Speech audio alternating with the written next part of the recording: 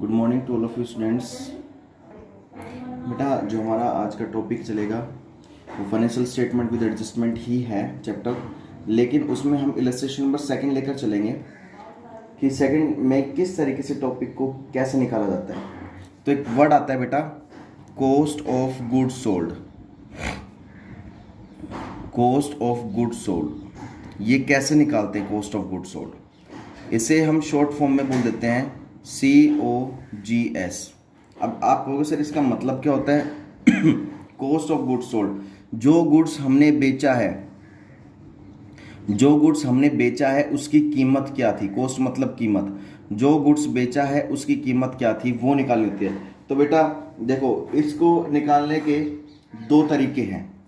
पहला तरीका तो सीधा क्या है, सेल्स माइनस ग्रॉस प्रॉफिट। पहला तरीका तो ये, अब क्वेश्चन में आपको देखना है कौन सा केस दे रखा है, केस नंबर 1। और दूसरा क्या है आपके पास निकालने का तरीका, opening stock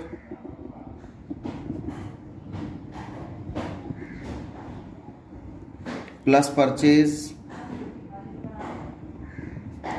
plus direct expenses minus closing stock. सब कुछ आपको क्वेश्चन में मेंशन होगा। डायरेक्ट एक्सपेंसेस कौन से एक्सपेंसेस होते हैं? डायरेक्ट एक्सपेंसेस वो एक्सपेंसेस होते हैं जो आपको आपके ट्रेडिंग अकाउंट में शो होते हैं, जो ट्रेडिंग अकाउंट में दिखाए जाते हैं बेटा, वो सारे हमारे डायरेक्ट एक्सपेंसेस होते हैं। इस बात का ध्यान रखोगे तो ये हमारे क्या हो गया, दोनों को निकालने का तरीका, मतलब कॉस्ट ऑफ गुड्स सोल्ड किस तरीके से निकलती है। एक वर्ड आएगा बेटा एडजस्टेड परचेज। एडजस्टेड परचेज कैसे निकलती है? मान लीजिए कोई भी एक मार्क्स में पूछ सकता है आपसे। तो इसमें क्या करेंगे, नेट परचेज में net purchase plus opening stock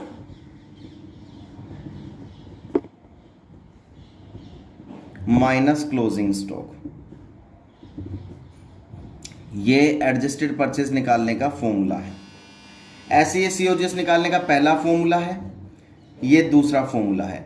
अब COGS आपको क्वेश्चन में खुद देखना है कि COGS किस तरीके से यहां पर निकाली जाएगी। क्वेश्चन में क्या दे रखा है, देखिए इलस्ट्रेशन नंबर 2 में दे रखा है, from the following information prepare the trading account for the year ended 31 मार्च 2019। आपको एडजस्टेड परचेज दे रखे बेटा। एडजस्टेड परचेज देखिए, क्वेश्चन आपको बिल्कुल आपके स्क्रीन पर है।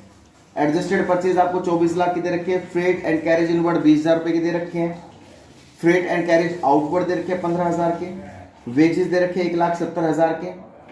फ्यूल एंड पावर दे रखे 30,000 के। ऑफिस रेंट दे रखे 18,000 के। ट्रेड एक्सपेंसेस दे रखे हैं आपको 10,000 के। सेल्स दे रखे 30 लाख रुपए की। और क्लोजिंग स्टॉक दे रखा है 1,50,000 रुपए का। तो वो कह रहा है आपको ट्रेडिंग अकाउंट प्रिपेयर करना है, तो हमने यहां पे क्या बना लिया, ट्रेडिंग अकाउंट। ठीक है, हमने यहां पर ट्रेडिंग अकाउंट बना लिया। फॉर्मेट आपको इजीली पता है, ये फॉर्मेट किस तरीके से बनाते हैं हम, particular amount particular amount particular amount particular then amount. ठीक है, इसको हम कवर अप कर देंगे।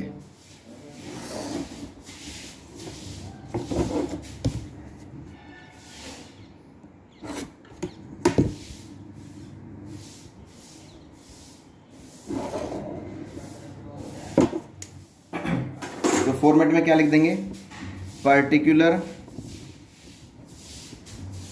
Amount then particular then amount. ठीक है, particular amount then particular amount. अब इसमें करना क्या है, सबसे पहले परचेज है, एडजस्टेड परचेज दे रखे आपको। एडजस्टेड परचेज देखिए आप, एडजस्टेड परचेज देखिए कितने की दे रखे आपको, एडजस्टेड परचेज 2 एडजस्टेड परचेज कितने के बेटा, 24 लाख रुपए की। आपने 24 लाख रुपए की एडजस्टेड परचेज लिख दी यहाँ पर। उसके बाद आपको फ्रेट एंड कैरेज इनवर्ड यहाँ पे दिखा देंगे खर्चे हैं, to freight and carriage inward है। कितने रुपए के बेटा ये 20,000 रुपए के हैं। ये बात समझ में आ गई। उसके बाद बेटा है freight and carriage outward. Outward की जितनी भी चीजें होती हैं बेटा, आउटवर्ड की चीजें हम प्रॉफिट एंड लॉस अकाउंट में दिखाते हैं, ट्रेडिंग अकाउंट में नहीं दिखाते हैं। आउटवर्ड की जितनी भी चीजें होती हैं, इनवर्ड की सारी चीजें हमारी ट्रेडिंग अकाउंट में आती है और आउटवर्ड की सारी चीजें हमारे प्रॉफिट एंड लॉस अकाउंट में जाएगी। वेजेस है, वेजेस दिखा दीजिए आप यहाँ पर, टू वेजेस। वेजेस कितने रुपए से आपके 1,70,000 रुपए से, ठीक है। उसके बाद आपके पास फ्यूल एंड पावर है, ये भी आपके डायरेक्ट एक्सपेंसेस हैं, to fuel and power. Fuel and power कितने रुपए से भाई 30,000 से, ये भी आप यहां दिखा देंगे।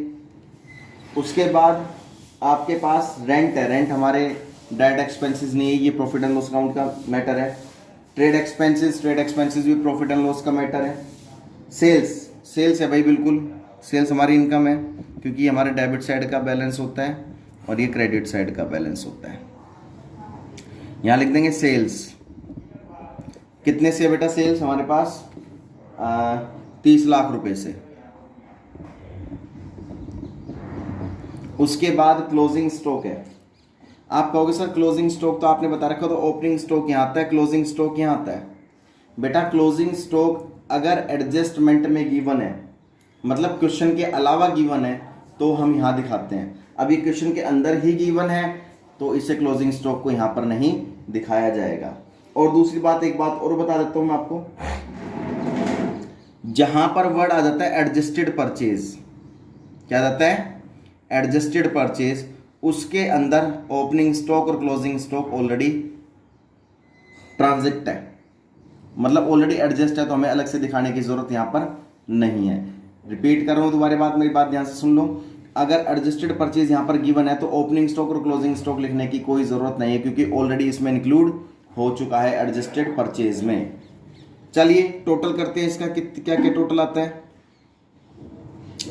देखो देखने से क्या पता लग रहा है कि क्रेडिट साइड, इनकम साइड ज्यादा, 30 लाख की इनकम है, तो यहां पर इनका टोटल 30 लाख तो आएगा ही नहीं। तो हमने टोटल में क्या कर देना है, जिसकी अमाउंट ज्यादा होती है उसी को लिख देते हैं हम। हमने यहां पर लिख दिया 30 लाख, ठीक है। अब इनका टोटल देखिए कितना आ रहा है, 30 लाख में से इनको देखिए 24, 25, 26 लाख 20,000। देखिए इनकम हमारे पास 30 लाख की है, खर्चे हमारे पास 26 लाख 20,000 के हैं, तो 3,80,000 से हमारा बैलेंसिंग फिगर से क्या आ जाएगा, प्रॉफिट। कौन सा प्रॉफिट आएगा, टू ग्रोस प्रॉफिट,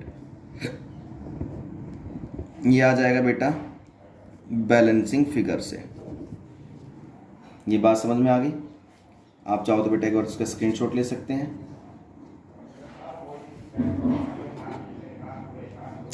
तो बस आपको इतना करना है कि सबसे पहले तो ये देखना है कि देखो बैलेंस किसका ज्यादा है, जिसका सबसे ज्यादा बैलेंस होगा। जैसे यहां पर 30 लाख का बैलेंस है तो टोटल में नीचे 30 लाख ही लिखा जाएगा, नीचे टोटल में 30 लाख ही लिखा जाएगा, ठीक है। सबसे पहली बात का ध्यान ये रखना। फिर ये देखना कि अब इनकम ज्यादा, इनकम में से फिर ये देखना खर्चे कितने हैं। खर्चे हमारे पास टोटली इन चारों को काउंट करने के बाद 26 लाख 20,000 रुपये बन रहे थे।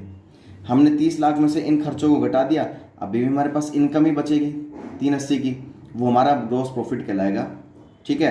क्योंकि इनकम ज़्यादा है, खर्चे कम है, तो बेटा प्रॉफिट ही होगा डेफिनेटली हमें। ये बात आप लोगों को अच्छी समझ में आ गई होगी। आप ऐसे 2-3 क्वेश्चन और कर सकते हैं अपनी बुक में से, और इस टॉपिक को बहुत अच्छे से पढ़ना है, आपको समझना भी है। कोई बेटा डाउट आते हैं तो आप वीडियोस को दोबारा देख सकते हैं, लेकिन मन में डाउट नहीं रहना चाहिए, इस चीज़ का ध्यान रखना। डाउट होता भी है तो आप मुझसे क्लियर कर सकते हैं, ठीक है।